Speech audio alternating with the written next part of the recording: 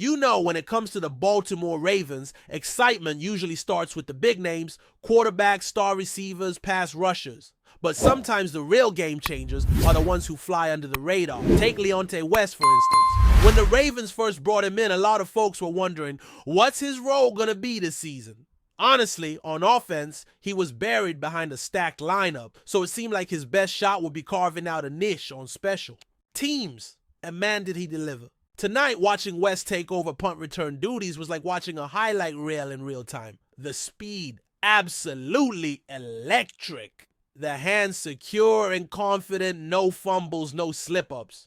But what really stood out was his agility, cutting left, then right weaving through defenders like he was dancing on the field. It was a display of pure, unfiltered explosiveness that hasn't been seen in a Ravens return game for a long time. Let's be real here, since Jacoby Jones left the scene back in 2012.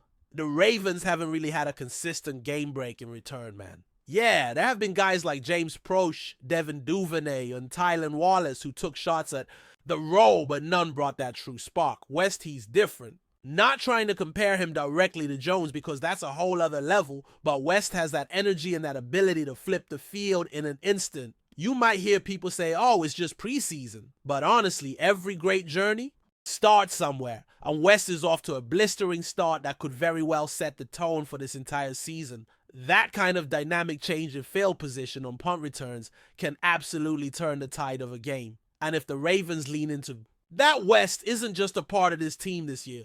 He could be a staple for years to come. Switching gears to the backfield, Keaton Mitchell's name has been buzzing all offseason. And tonight he showed us exactly why.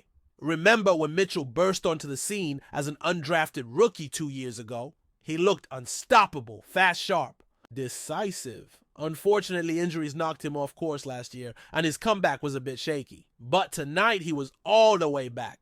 The way he carried the ball, decisively picking his spots, breaking off chunk runs, averaging double digits. It was the Mitchell we all hoped to see. And what's more impressive is his football IQ, the split-second decisions that separate a good running back from a great one. He isn't just fast, he's smart, understanding when to hit the hole, when to bounce outside. I even caught a comment during the live stream suggesting he might be the Ravens running back of the future. That's a bold claim, especially with Derrick Henry still holding down the ground game, but if Mitchell keeps this pace, that future might be closer than we think. Speaking of rising talent, Mike Green continues to build his reputation as a pass rusher to watch. The hype around him since draft day has been intense, and for good reason. Watching him out there, you can see the raw speed, the sharpness of his moves, and that dip that lets him get around blockers. What excites me most is how much he's grown compared to his college days. Pass rushing is an art that requires not just athleticism, but patience and timing, and Green has shown he's developing those skills rapidly. His debut tonight was a glimpse into what the Ravens' defense might look like in the near future. He wasn't just making noise, he was actively involved in plays that nearly resulted in sacks, and was part of a shared sack effort that showed his ability to work in tandem with teammates. This kid's got nasty moves, and the Ravens are going to lean on him heavily as they sharpen their pass rush arsenal. Now, two other names that quietly made waves tonight were Adisa Isaac and David Ajabo. Both came in under the radar this offseason, with little chatter about their chances, but both proved they deserve attention. Ajabo in particular made a statement by executing an unblocked sack on Anthony Richardson that was as clean as you could ask for. It was the kind of play that can make or break a player's chances to stick around, and while his roster spot still feels a bit precarious, plays like that are exactly what he needs to keep his foot in the door. On the flip side, Isaac not only recorded a sack alongside Mike Green, but also showed off his versatility by dropping back in coverage as an off-ball linebacker. This ability to fill multiple roles on defense could be what secures his place on the roster. Because let's face it, coaches value guys who can wear different hats and adapt on the fly. Rasheen Alli also stepped up in a big way tonight, contributing both on offense and special teams. With Derrick Henry and Justice Hill sidelined and Keaton Mitchell limited in snaps, Alli got a real opportunity to showcase his talents. 9 carries for 37 yards with an average of just over 4 yards per carry is solid. But what really stood out was a 19-yard burst that set the Ravens up near the goal line, followed immediately by a touchdown run. The Ravens have a tendency to reward their running backs when they get close to the end zone, and Ali's ability to punch it in when it counts speaks volumes about the trust the coaching staff has in him. Unfortunately, there was a knock to his status with a reported injury, so we'll be watching closely to see how that plays out. Still, his return to form this preseason after a rough previous season is encouraging and adds depth to the Ravens' backfield. In the defensive backfield, Jay Higgins made a statement as well. Signing this offseason, many questioned whether he had what it takes to make the roster. But tonight, Higgins answered with authority. That jaw-dropping interception where he soared through the air and came down with the ball was one thing, but then he swatted away another potential completion, effectively shutting down an entire Colts drive. The Ravens have a glaring need at linebacker with Roquan Smith locked in, but the spot beside him still wide open. So performances like Higgins tonight could be the difference maker when final cuts come around. His energy and playmaking ability give the Ravens something to build on. Similarly, Jalen Armour-Davis showed why the Ravens have kept him around despite his injury troubles in recent seasons. He played extensively tonight, both on defense and special teams, showing sticky coverage and making multiple pass breakups. This was the kind of performance that reminds the coaching staff of why they invested in him. And if he keeps this up, that next level spot in the secondary could be his. Alongside him, TJ Tampa also put in a solid shift, playing nearly every snap tonight. His mental game, which was a concern last year, looks sharper and more confident, which is crucial for a cornerback. Sometimes the difference between sticking and getting cut is just showing you can handle the grind of an entire game, and Tampa passed that test tonight. While many players shined, not everyone had a flawless night. Rookie kicker Tyler Lopez had a bit of a roller coaster evening. Missing a 46-yard field goal early on could have been a confidence crusher, but the coaching staff seemed to wisely hold back on sending him right back out for his second try at a long kick, likely to protect his mindset. Later, when he did get the chance to attempt a longer 52-yard field goal, he nailed it cleanly, sending a strong message that he can handle the pressure and distance. Coupled with perfect extra points, that kick was a huge boost for Lopez and the Ravens. It's all about building confidence with a young kicker, and this was a major step forward. The Ravens even went as far as to let John Holland go, signaling full support behind Lopez as their man. This preseason isn't about perfect stats, but about developing the mental toughness to make those kicks count when it matters. On the flip side, the backup quarterbacks had a rough time out there. Cooper Rush got limited reps, but Devin Leary took extended snaps and struggled mightily. His numbers were rough, completing only a fraction of his passes and throwing a costly interception on a late throw under pressure. Sometimes stats don't tell the whole story, but this time they definitely reflected the on-field challenges. Timing was off, decision-making faltered, and it just wasn't pretty. That pick was a perfectly executed read by the defense, but it stung for the Ravens. Still, preseason is about growth, and hopefully Leary can take this as a learning experience to sharpen his game moving forward. And you know what? While Devin Leary's night wasn't the stuff of highlight reels, it's these kinds of performances that can spark the hunger in a young player to either level up fast or fade out of contention. For a guy trying to carve out a future in the league, there's no time to sulk or overthink. You take the tape, you study every bad throw, every missed read, and you get back to work.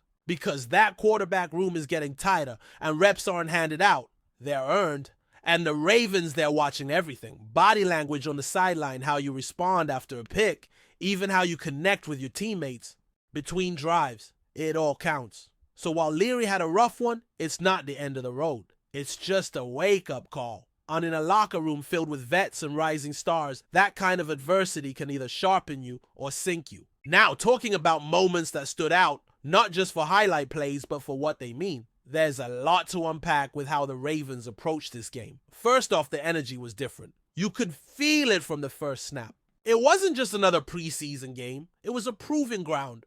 You had young guys fighting for jobs, veterans easing back into rhythm, and fringe players trying to make that one play that catches the coaching staff's attention. There's a hunger in this squad, and it's not just about earning spots. It's about respect. The Ravens have been hearing it all offseason about whether they can finally take that next step in the postseason, whether Lamar has enough weapons, whether the defense can hold up.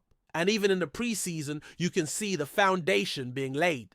To answer all of that, Take the defense, for example. They weren't just flying around the field, they were finishing plays. Something that's haunted this team in recent years is the inability to close. Whether it's letting quarterbacks escape sacks, giving up 3rd and longs, or missing tackles in space, there's been this lingering issue of just not finishing. But tonight, different story. You saw Mike Green and Adisa Isaac getting to the quarterback and not just forcing pressure, but actually taking the guy down. You saw David Ajabo with a clean shot on Richardson, and he didn't hesitate. These aren't just athletic plays, these are mentality plays. Plays that say we're not letting anything slip this year. And that's the kind of shift that separates good teams from great ones. And speaking of shifts, you can feel a new identity brewing in this Ravens locker room.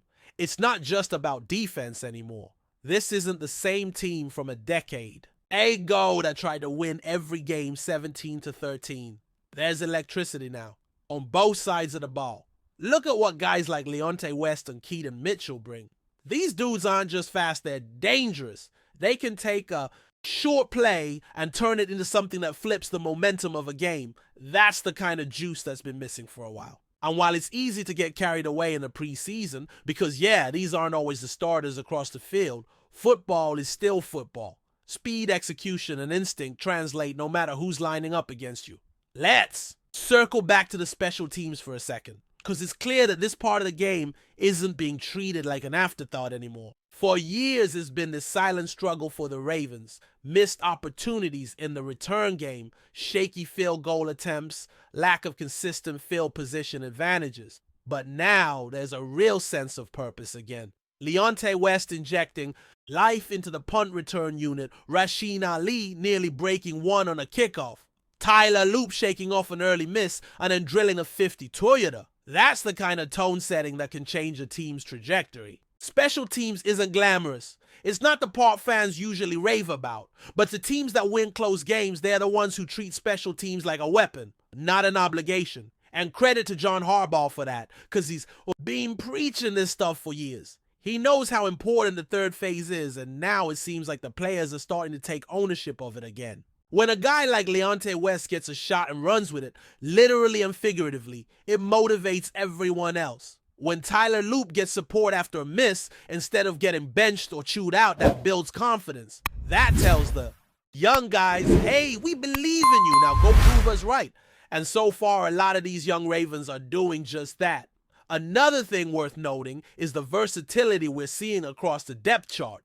You've got defensive linemen dropping, into coverage linebackers showing up on special teams, running backs catching passes, and returning kicks. That kind of flexibility is exactly what you need when injuries inevitably hit or when matchups get tricky during the regular season. Adisa Isaac showing he can play off-ball linebacker. That's huge. That's the kind of move that keeps him on. The roster, when final cuts happen, Jalen Armour-Davis playing big minutes on both defense and special teams. That's how you solidify your role on this team. The Ravens are building a roster full of Swiss Army knives, not just one-dimensional players. And in today's NFL, that's the smart play. We also need to talk about the atmosphere, because even in a preseason setting, you could feel the fire. Fans are engaged, the sidelines are energetic, and the competition is intense. Every snap feels like it matters, and that's a reflection of how seriously this coaching staff is taking the roster evaluation process. Nothing is being handed out based on draft status or last year's stats. It's about who wants it right now. Who's showing up every day, every snap, like their career depends on it. Because for many of these guys, it does. That's the beauty and brutality of the preseason. You got maybe 3 games, a couple dozen reps to show that you belong. And if you blink, someone else takes your spot. That's why these moments, the interceptions, the touchdown runs, the tackles for loss, they hit different. They're more than stats, they're survival. But it's not all about the rookies. Even the veterans are feeling the heat. Every position group has competition, and no one's job is completely safe outside of the core stars. That's why you see guys like Ajabo going full tilt, while you see linebackers flying to the ball with something to prove. The margin for error is thin, and the Ravens know they're in a loaded AFC where every single player on that 53-man roster has to contribute. There's no room for passengers. And honestly, that's what makes this team exciting, right? Now, there's a hunger here, not just from the front office or the fans, but from the players themselves. They've tasted success, but they haven't reached that mountaintop yet. They've made playoff runs, they've had MVP seasons, but that elusive Super Bowl appearance still hangs in the distance. And it feels like this group knows that. There's urgency in every drill, in every rep, in every film session. Whether it's a rookie trying to prove he belongs or a veteran trying to hold off the next wave, everybody's locked in. You can feel it in how they're talking. You can see it in the body language. You can hear it in the locker room sound bites. This isn't just about trying to make the playoffs. This is about finally making that run. The one that doesn't end in heartbreak. The one that doesn't fall short because of a missed tackle, a busted coverage, or a lack of spark on special teams. That's why performances like tonight matter. That's why we break down every return, every sack, every clutch play. Because it's all part of the bigger story that's unfolding. The story of a team that's tired of being good and wants to be great. So yeah, it's preseason. The games don't count in the standings, but don't let that fool you. What we saw tonight does count. It counts in the hearts of the players grinding for a spot. It counts in the eyes of the coaches trying to build the most complete roster possible. It counts in the minds of fans who know that championships are built in the shadows, not just under the bright lights of primetime. And if this game was any indication, the Ravens are putting together something that could very well shake the league this year. The ingredients are their young talent, veteran leadership depth across the board, and a coaching staff that refuses to settle. Before we dive in, don't forget to hit that subscribe button and give this video a thumbs up. Your support keeps us bringing you the latest news on the Baltimore Ravens. And hey, drop your take in the comments below. We want to hear from the flock. Rumors have begun to swirl in NFL circles about a major shakeup involving one of the league's most promising young wide receivers. According to sources close to the situation, Zay Flowers could be on the verge of leaving the Baltimore Ravens, a move that has left fans both stunned and intrigued. While nothing has been officially confirmed, insiders suggest the young wideout may have already begun talks with several potential landing spots. Flowers, who showcased flashes of brilliance during his rookie season with the Ravens, reportedly felt constrained within the team's offensive system and is eager to find a new environment where he can flourish. Despite the Ravens' efforts to build a more dynamic passing attack, it appears Flowers may be seeking a bigger role or simply a fresh start in a system better suited to his explosive skill set. The chatter around team facilities and among league analysts points to growing tension. And though Baltimore has made no public statement, the idea of Flowers leaving the nest is gaining serious traction. The prospect of such a talented young player hitting the market has naturally sparked interest, with speculation intensifying as whispers continue to emerge from various corners of the league. As the rumors intensify, attention has shifted to which teams might be in line to acquire the services of Zay Flowers. Several franchises have already been linked to the former Boston College standout, including teams known for innovative offensive schemes that could maximize his talents. Among them, the Los Angeles Chargers, Miami Dolphins, and Kansas City Chiefs have been mentioned frequently in insider circles. All three franchises boast high-powered offenses and elite quarterback play, creating an appealing destination for a dynamic receiver looking to elevate his career. The buzz surrounding Flowers' potential departure has also prompted discussion about possible trade packages and what the Ravens might seek in return. Some believe Baltimore could aim for a high draft pick, while others suggest the team might pursue a veteran receiver in exchange. The idea of Flowers being plugged into a system designed around speed and verticality is enticing to many analysts who believe his numbers could skyrocket with the right quarterback. While the Ravens have a reputation for keeping things close, to the vest, the silence from team officials has only added fuel to the fire. The league watches closely, awaiting confirmation or denial of what could be one of the offseason's biggest surprises. The potential departure of Zay Flowers also raises important questions about the Ravens' long-term offensive identity. Drafted with high expectations, Flowers was seen as a critical piece of Baltimore's effort to modernize its passing game and provide quarterback Lamar Jackson with more reliable targets. His departure would represent more than just a personnel shift. It could signal a philosophical turning point for the franchise. Did the coaching staff fail to utilize Flowers properly? Or did the team's run-first DNA simply prove incompatible with his style of play? These are the questions now echoing throughout Baltimore, with fans and analysts alike questioning what went wrong. Some insiders suggest that Flowers voiced concerns about his role privately, hinting at possible discontent that may have simmered beneath the surface during the latter part of the season. If those concerns were ignored or downplayed, it could explain the abrupt nature of the rumors, now making the rounds. Others believe this could be a strategic leak by Flowers' camp to test the waters and gauge interest from around the league. Either way, the situation has clearly reached a point where departure seems less like a possibility and more like an inevitability. If Flowers indeed finds a new home, the move could have ripple effects across the league, especially in terms of free agency and the 2026 draft. Teams that miss out on the young star may be forced to shift their draft priorities or overpay for less dynamic talent. The market for wide receivers has already been heating up, and the potential availability of a player like Flowers only accelerates that trend. Scouts across the NFL are reportedly reviewing Flowers' tape with renewed interest, examining how his route running, agility, and field awareness could fit into their systems. Several general managers have privately acknowledged that they would be willing to move significant assets for a player of his caliber and upside. The idea that Flowers could transform a middling offense into a top-tier unit is not hyperbole. It's a scenario many teams are seriously considering. In a league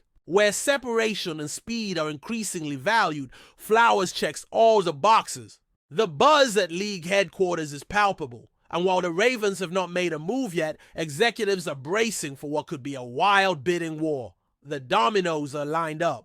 All that remains is the first push. Whether or not Zay Flowers ultimately leaves the Ravens, the very possibility has already reshaped conversations across NFL front offices and sports media platforms. The combination of youth, potential, and perceived underutilization has made him one of the hottest names in off-season discussions. For Baltimore, the challenge now is whether to fight to keep their young star or to extract maximum value while they can. For Flowers, the path ahead is unclear but promising. His breakout could come not just in performance, but in newfound opportunity elsewhere. The Ravens' silence on the matter only intensifies speculation, giving fans and insiders free rein to imagine countless scenarios. Could he become the next Tyreek Hill-like success story in a new system?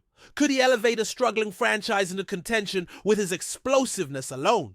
These are the narratives driving the current buzz. Even if the move doesn't materialize, the rumors have already shifted the perception of both player and team. Every tweet, whisper, and no comment adds another layer to the unfolding story. Whether it's smoke or fire, one thing is clear. Zay Flowers is the name on everyone's lips, and his potential exit from Baltimore could mark a new chapter for both him and the NFL. That's it for this update. If you enjoyed the video and want to stay in the loop with exclusive news on our Baltimore Ravens, make sure to subscribe and hit that like button. We'd love to hear what the flock thinks. Drop your thoughts in the comments. See you in the next one.